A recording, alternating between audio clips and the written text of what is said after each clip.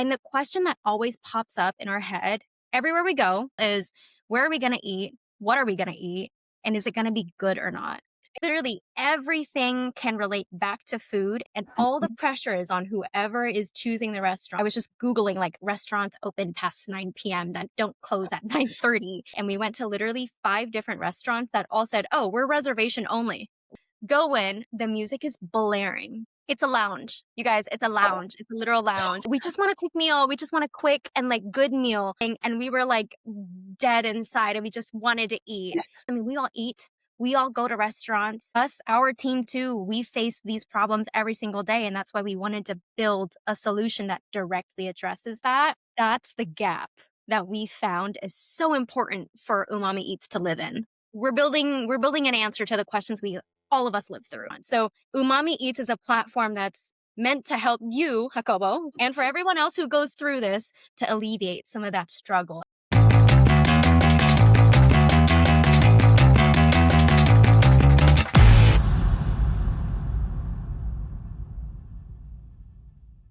Welcome back to CSTE Corner, the podcast from the Center for Social and Technology Entrepreneurship at CSUN, where we spotlight founders, innovators, and builders who are shaping the future of business and technology. Today, we're joined by Catlin Tran, a food tech founder and entrepreneur building the future of food discovery. Through her company, NutriPair, Kaitlin created UOOMAMI Eats, a social food discovery platform designed to help people answer the ultimate question, where should we eat? But beyond helping diners, the platform also supports local mom and pop restaurants by providing actionable insights that help them improve their menus, customer experience, and growth. So without further ado, Kaitlin, welcome to the CSTE Corner. We're very excited to have you. How are you today? Hello, guys.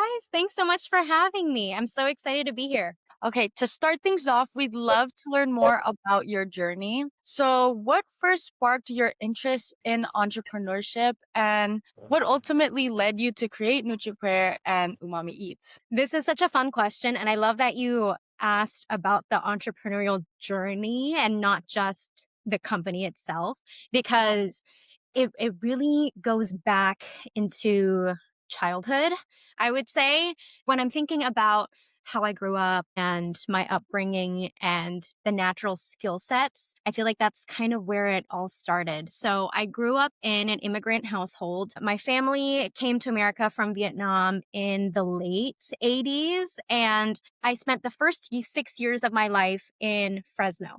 And I didn't know a lick of English. I was born in Fountain Valley, California. So I was born in Southern California, but my family raised me in the very Vietnam way, in like a very Vietnamese way. And so I was speaking my mother tongue when I grew up. And so being brought into Fresno following my mom's career, and I grew up with my mom, my grandma, dad wasn't in the picture. So a very matriarchal family unit. All of that kind of just transpired into leadership as well, because I'm also the only daughter of the eldest daughter. And so when I started getting older, I started taking care of my family, taking care of my aunts and my uncles, whatever problems that they ran into, I would help solve them. Also, a very common immigrant family or first generation child experience is you're the only one in the family that speaks fluent English. And so by default, you're the one that, so I see you nodding, see you get it. You're the one that helps them with their legal paperwork, literally anything. And then as I got older, I always thought about my friendships that I had too. And even in my family unit, like my cousins, they would be like, oh, Kaitlin, you're so bossy.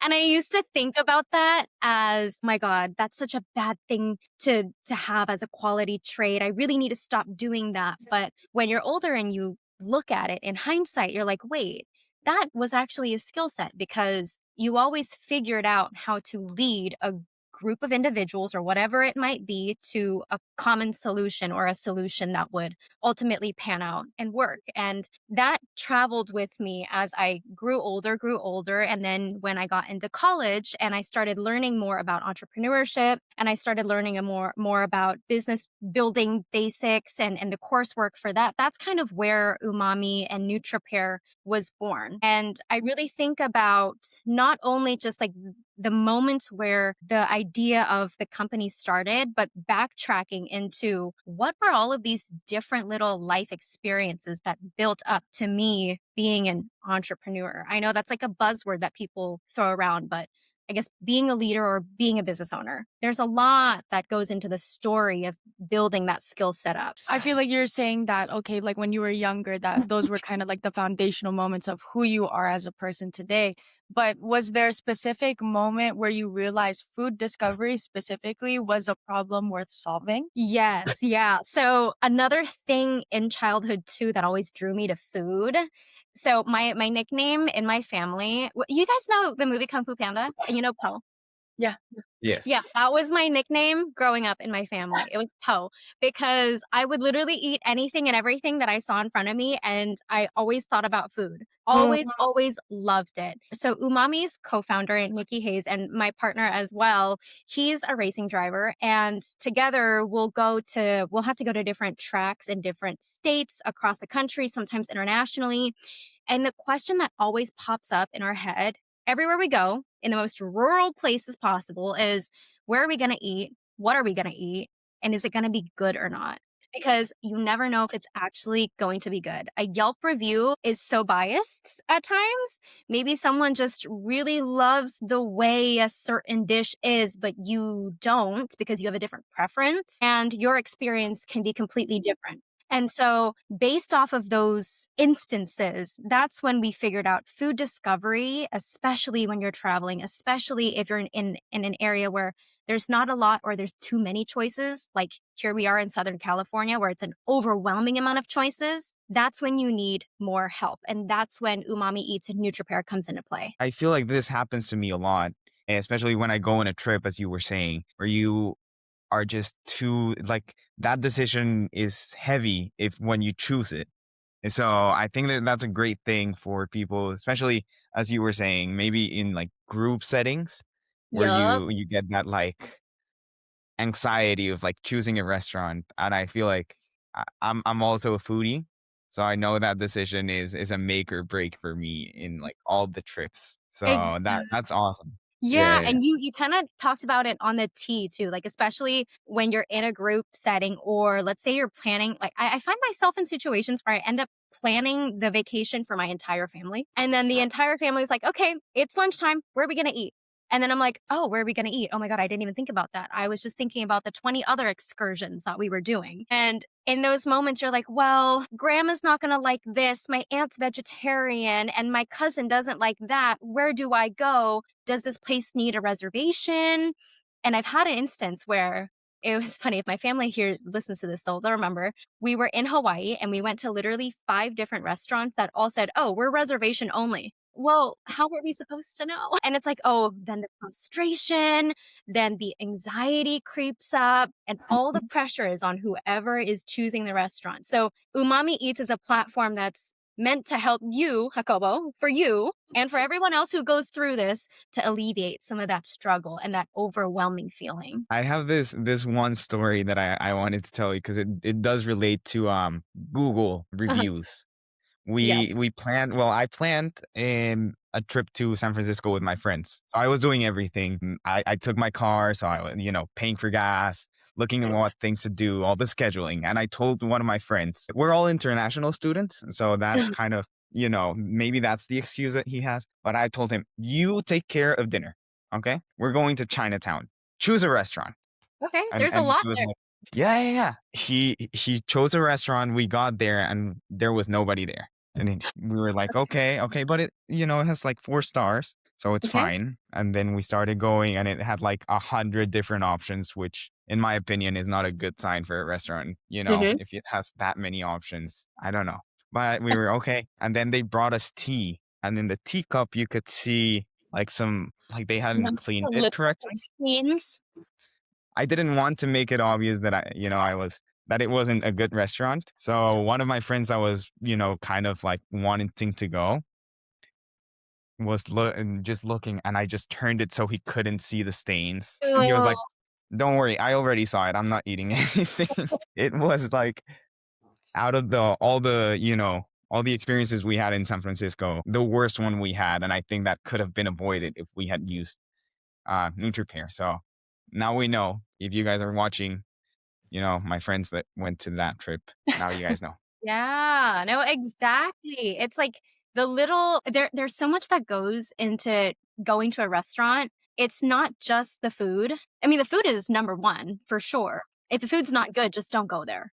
But also it's like it's the ambiance, it's the cleanliness, it's the parking, it's the service. Like there's so much that goes into where do you want to spend your time and your money, especially if you're on vacation and you're stacked on time too. Food discovery seems simple in the surface, as you were saying, but in reality, it's something people struggle with all the time. So, what gap did you notice? And I think you already touched a little bit about this, but what gap did you notice in the market that existing platforms weren't solving? Yeah, you mentioned Google reviews earlier, and Mhm.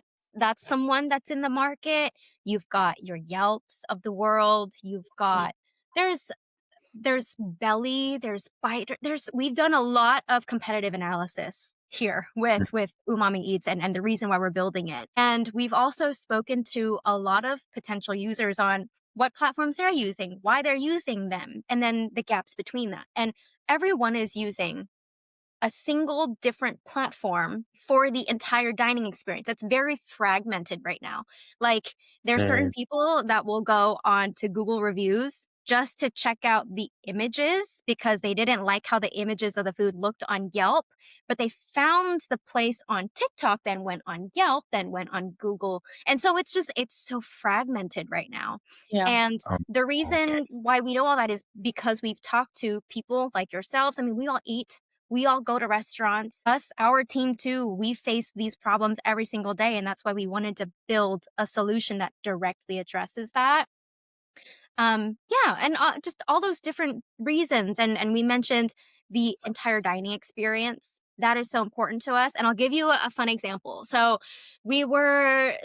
Nikki and I, the co-founder of Umami and I, we were in, it was Indianapolis, and we were going to a race with his mom. And we had just gotten off of the airport. I think it was maybe 9 p.m. and we were staying in a smaller town. So a lot of the things were closed. We were struggling to find, like, on the way from the airport to wherever the Airbnb was, I was just Googling like restaurants open past 9 p.m. that don't close at 9:30. And we finally found this Mediterranean place. It looked super cool and the foods looked great. I looked at the menu and I was like, okay, this is amazing. They're open until like midnight. We are going there. And so we get there, we park, and it's like this dark door. It's like everything's blacked out. And we're like, this is weird, but it's the only thing open. We're parked in the front and we're going in. So we go in and we meet this like bouncer. We meet this bouncer man, very tall man dressed in all black. He's like looking down at us. He's like, you here for this restaurant or like this place? We're like, yeah. And so we go in, the music is blaring. It's a lounge. You guys, it's a lounge. It's a literal lounge. And we're with Nikki's mom. And it's like, we just want a quick meal. We just want a quick and like good meal. And so we sit down and it's like music's blaring and like, I don't know if I'm allowed to say this on here, but like instead of bottle girls, they had like dessert girls.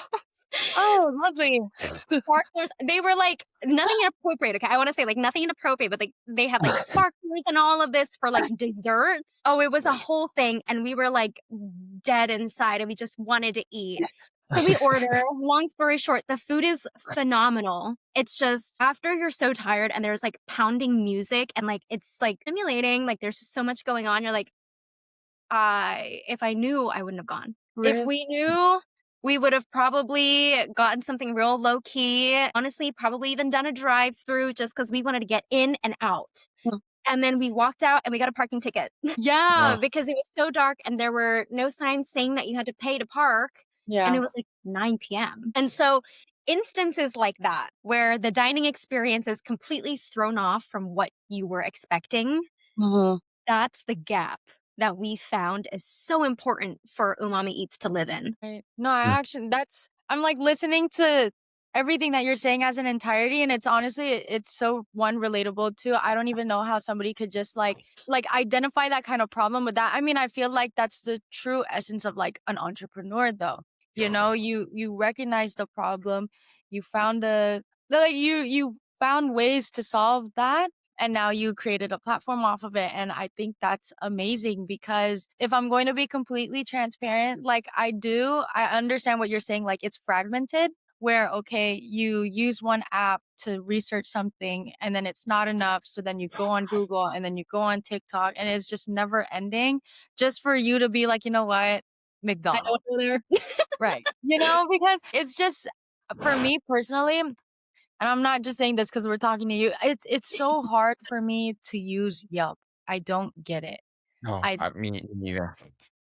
It's so complicated, and it just doesn't, like, all I want to do is just see pictures of what I'm gonna eat, and I can't do that for some reason. So I almost just search up like a general name of the dish and just get an idea of what it's gonna be and just hope for the best. But now that I know there's a platform like this, you can sign me up. You can sign me up. I'm on there. Well, you have the link to sign up. So Yeah, feel free perfect. to jump in. But yeah, I mean, we love Yelp, we love Belly, and they serve their market, Yes. but you can always be better, and this is the better. And there's no better way for a business owner, an entrepreneur, to build a business where, it's a lived experience. Like we literally, like I live this question, this conflict every single time I leave the house, or even when I'm not leaving the house and I'm like, what do I eat for lunch? Where do I want to eat for lunch? It's just Yeah.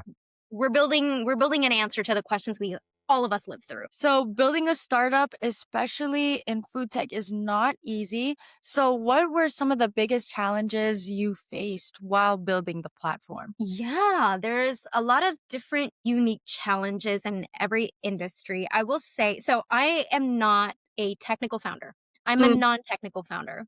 And the biggest challenge that I have dealt with is honestly me telling myself that I don't know what I'm doing because I'm a non-technical founder. It's not imposter syndrome. It's more so like, maybe it's even like shooting yourself in the foot. It's like you're making it cognitive dissonance. I just learned that term in therapy. Cognitive distortion. It's when you tell yourself something that's not even true. And it's because, yes, maybe I don't do the coding, but we have a brilliant team of tech developers, of our developers that are amazing at problem solving when it comes to code and building the platform. But for so long, I told myself, I could be better because I need to learn how to code and I need to learn how to do XYZ when it comes to the tech dev.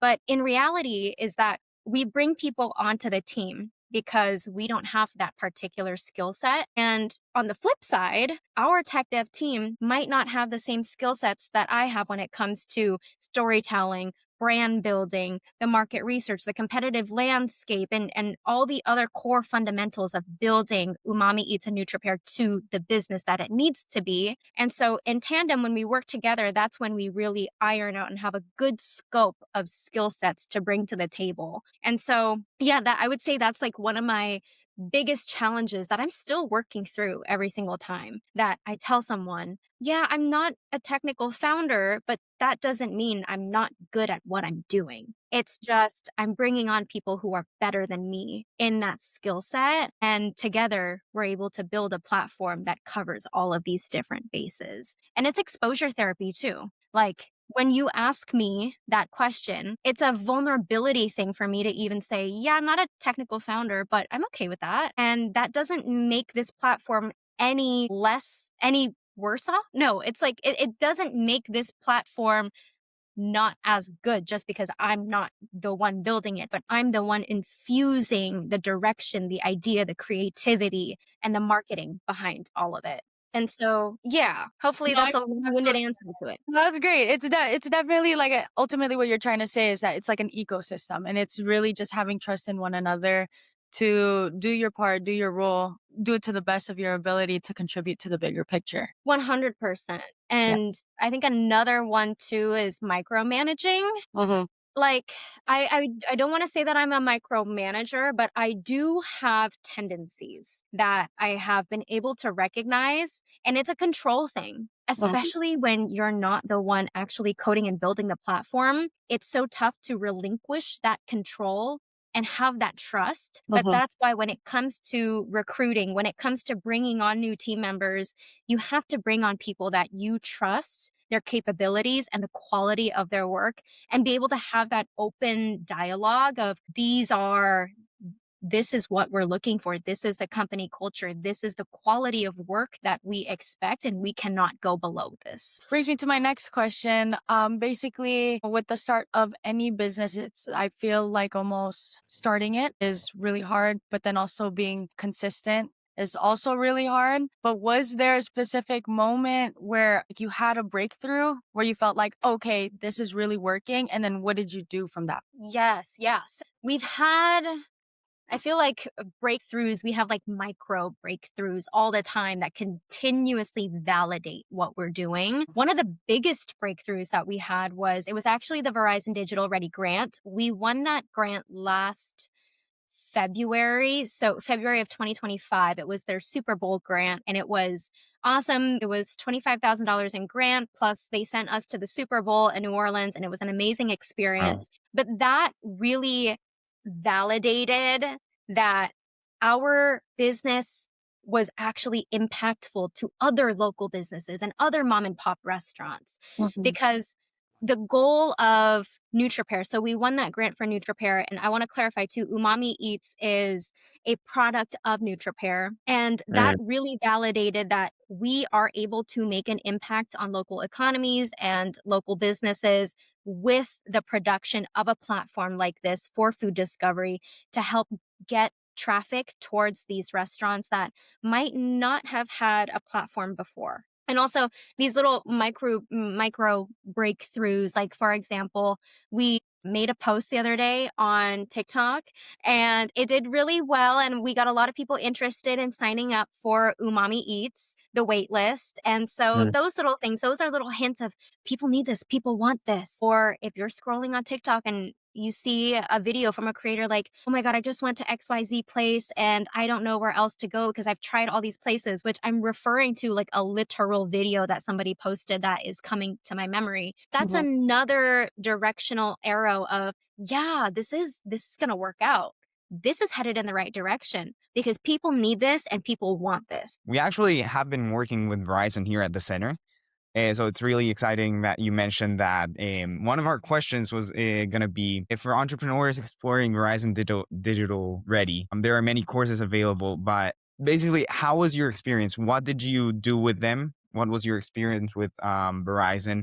And are there any specific courses or resources that you'd recommend funders to use? Yeah.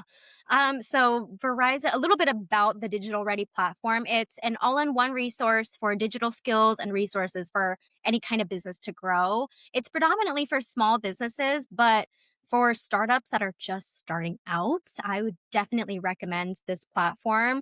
It covers things from content marketing to accounting. It's tax season, so accounting, great courses on there, all the way to legal and entity support as well. And a couple of the areas that I like to pinpoint on there, also because with OOMAMI Eats, we are a content forward social digital platform. I like to go into the digital marketing tab, and then there's different learning pathways. So there's I believe it's called the digital marketing or like amplify your digital marketing presence learning pathway. And all those courses on there are so good, and you can actually gain skill sets and templates. So they do a great job of providing templates that you can follow along in, just like a worksheet or a workbook, so that you can have like tangible results. It's not just you listen to a course and it goes in one ear and out the other. You actually can write it down, you could print it out, you can refer back to it later, and the instructors on all the courses are amazing as well. And how did you get in touch with this program? Yeah, so I mentioned the grant from February of 2025. So the first time that we had really interacted with the platform was during around the accounting season. And so we were doing some bookkeeping for NutriPair, and I was looking up resources and also content resources as well. And I stumbled upon the platform and then applied for the grant as well. So with the grant, there's a couple preliminary prerequisites that you have to complete. I believe it's watching a couple of the videos, a couple of the modules to qualify. And so we did that. And then not only did we realize that this grant is amazing, but we also saw that all of these pieces of content are so, it's almost like they were personalized for a business that is in the stage that we're at. And so we continue to go through all of the courses, participate in, they have these events called peer-to-peer check-ins where you can network with people across the country of all different kinds of businesses. And we just stuck. It's such a great resource and it expands your network too. These are some exciting opportunities currently available through the programs. There's a 5,000 regional grant and a program called Amplify Your Brand. Great funding can obviously be competitive. So, what are your tips for entrepreneurs who successfully want to win these grants? So I would say when you think of your business and you're applying to a grant like the ones on Digital Ready or any of the like the Amplify Your Brand packages, which is an amazing marketing opportunity. It's $17,000 worth of marketing assets that you can get for your business. I would think about your story as a founder, your story of why this business exists, your mission, and the impact that you want to make, especially the impact that you want to make in the broader community, to other local businesses, to other organizations within your community as well. It's just how are you going to utilize these resources to digitally grow your own business, but then ultimately to impact those around you. I think those are the core areas to really focus on and nail in that grant proposal or the grant application. So we saw that you graduated from UC Irvine. Yes. Were you part of entrepreneurship programs there? Yes, I was a part of the Entrepreneur Center. The Entrepreneur Center, I love the name. And I worked there as a startup venture consultant as well. So went through the programs and ended up working there while I was a student. I was also a part of the different pitch competitions there because we've bootstrapped NutriPair OOMAMI. We haven't gotten institutional funding yet. We're looking towards it, but we bootstrapped it all from pitch competitions and grants. Pitch competitions in the UC Irvine ecosystem, they were amazing. There was also like an incubator that was attached to it. So the university was very, very supportive of startups, business building, and especially our startup. That's so interesting that you say that, being from the center, I think all the things that you said related to the things that we do here at the center. So it's really exciting to see that, the centers are doing things for businesses and that are these are working all around. So for all the listeners, now you have another success story about somebody that went through the center, a university entrepreneurship center, and has been able to bootstrap, just start their startup and raise money to start it. So I think that's a great story. Okay, so now we're going into our rapid fire rounds. If you could eat one cuisine for the rest of your life, what would it be? Sorry to my Vietnamese girlies, but I would eat Japanese food. It's just, there's a lot of, I know I'm not supposed to speak in this, but there's just so variable. Like there's just so variance. I mean, there's so much different kind of foods. What Japanese. about one dish? You know what? I will choose a Vietnamese dish. It's called bánh xèo. It's a Vietnamese crepe. It has your carbs, your protein, your veggies, and your flavor. Flavor matters. It is a very well-rounded dish. Your go-to restaurant recommendation? If you're visiting Orange County and you're in this coastal area, then I would recommend going to Eat Chow. I recommended that place to so many people. It has never let anyone down. Right across from the beach. Menu is amazing. Anything ahi tuna from their menu is good. Vanilla iced chai latte, dirty. Make it dirty. So good. So good. Okay, next question. Best advice for someone launching their first startup? I would say get out of your head. Get out of your head because you're going to start thinking about what other people think about you. And that is a recipe for disaster because Sally and Susie in the other block, they're not thinking about you. They're thinking about their own issues, their own problems, their own experiences. They don't have time to think about you. Okay? So just do it and try it and don't care what anybody else thinks because you're going to gain so many valuable experiences that Sally and Susie, even if they are looking at you and saying whatever they're saying, they're not going to have the guts to do what you do. So don't even look at them. Don't even think about them. How about the worst business advice you've ever heard? I actually got this from a previous mentor who is not a part of the company anymore. And they said, essentially, just put your horse blinders on and like literally only focus on your startup, only focus on it. And to some extent, I understand, but to an extreme, I do not agree. Because when you are so blindsided by only what you're building, let's say I'm in tech, if I just kept thinking about tech, AI all the time, I would be blinded to all the other industries that complement what we do. Because ultimately, we're building technology for food. Food impacts every aspect of all of our lives, from fashion, motorsports, literally everything can relate back to food. And you can take bits and pieces from different industries and apply it to yours to build a business that is well rounded. So do not blind sight yourself by putting your horse blinders on. Have a good look at everything. Okay, and last question, what's one app that every entrepreneur should have on their phone? Notion, or your whatever workspace your team uses. We use Notion. Use the Notion app on your phone.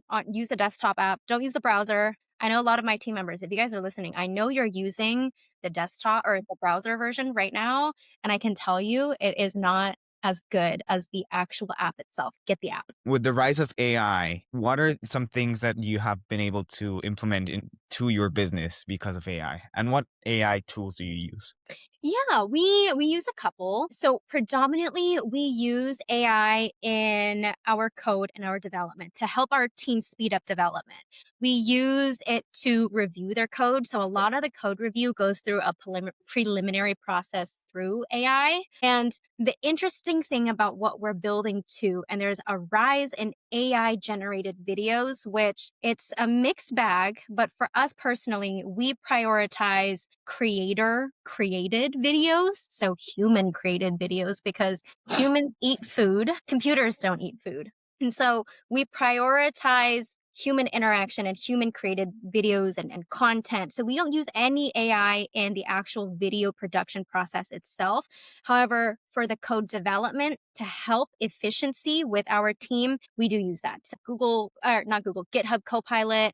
Our team uses, oh my gosh, there's another one. I'm forgetting it, but they use, I should know because I pay for it. But yeah, we use a lot of AI code reviewers for just the development of the platform, but no AI in the actual video content creation process, because that should be for us, for our community, for our creators. Kaitlin, I'm really excited. Right now, I'm registering for doing the waitlist process. But yeah, if you could tell us a little bit more about how that process is going and when is it going to launch? Yes. So if you go on the App Store right now, you will not find OOMAMI Eats. And remember, it's OOMAMI with 2 O's, OOMAMI space EATS. You won't find us on the App Store because we are just launching the waitlist right now for our appetizer access community. That we are only going to allot 50 users onto the app. So only 50 invite links are going to be sent. Everyone gets a unique code to enter the app. And within those 50 OOMAMI creators, 10 will have a prize, a cash prize. So we will be launching a foodie challenge. So the top 10 creators that post OOMAMI approved reviews, those reviews are about the honest, transparent review of a full dining experience. Then you'll be able to win some cash at the end of the challenge, the competition period. So sign up for the app so that we can cover your next meal or your next girls' night out or your next drink, whatever it is. Well, Kaitlin, thank you so much for your time and for joining us today and just sharing your overall story, insights, and just you. We're so grateful to have you. Oh, and thank you guys. This was so much fun. And I'm wishing every business owner out there, entrepreneur out there, the best of luck. If you want to learn more about OOMAMI Eats, make sure to join the early access waitlist. And if you're an entrepreneur looking for funding, mentorship, and learning opportunities, make sure to check out Verizon Digital Ready. This has been CSTE Corner, where we spotlight innovators shaping the future of entrepreneurship. Thank you very much, and see you next time. Bye.